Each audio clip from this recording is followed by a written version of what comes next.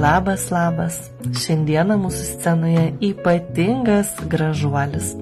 Tai yra vasarinis apatitas arba larimarinis. Larimaras, kaip žinote, retas labai ir prabangus akmuo, tai jisai labai į jį panašas. Fantastiško grožio ir vasara dar nesibaigė, tai mėgautis ir puoštis pats laikas. Apatitas tai yra motyvacija, stiprybė, bendravimas, kalbos, tai jeigu mokotės naujų kalbų, labai jums padės šiame reikale.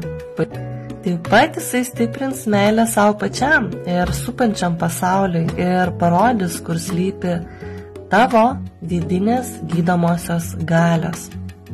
Jis taip pat labai padės tau, nes greitina asmenybės augimą. Mažins išorinės aplinkos poveikį tau, skatins ir motyvaciją, ir bendradarbiavimą, ir padės bei išmokys gyventi pilnavertį gyvenimą. Tai jis ne tik padės tau pažinti geriau save, pasiekti pusiausvyrą tarp proto ir širdies, kur dažnai būna konfliktai, ar ne? Stiprins tavo intuiciją, bet ir padės spręsti finansinės problemas.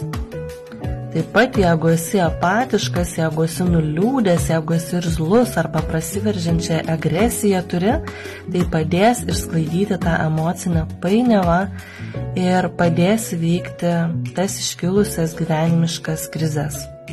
Kaip minėjau, šis akmuo labai padeda įsisavinti naujas žinias, o ypatingai humanitarinių mokslų srities, ypatingai jeigu mokaisi naujų kalbų arba žadi keliauti į kitą šalį. Ir apskritai sustiprins bei pagerins tavo bendravimo, komunikacinius gebėjimus ir savo saviraišką, skatins paprastumą, atvirumą, padės realizuoti tavo idėjas, tavo planus. Na, o jeigu turėsi gyvenime sudėtingas kažkokias situacijas, tai padės tau išlikti stipriam ir įveikti tas sudėtingas situacijas bei pašalinti blokadas, grąžins kūną į balansą. Jeigu turi ypatingai sudėtingą situaciją savo gyvenime ir tau reikia tos stiprybės palaikymo, vėlgi būtinai užsidėk šį apatitą. Jis padės tau išlikti stipriam ir nenusivilti bei rasti visus sprendimus. Be abejo, dvasiniam augimui, yin ir yang energijų subalansavimui irgi yra nuostabus draugas. Jeigu patiko šis larimarinis apatitas, užsuk į elektroninę parduotuvę, jis jau ten seniai tavęs laukia. Arba parašyk man žinutę su savo riešo dydžiu ir aš išsiųsiu tau, kur tu bebūtum, ar Lietuvoje, ar užsienyje.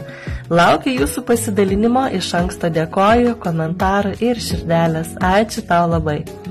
Mėnulio magija naujai tavo pradžiai.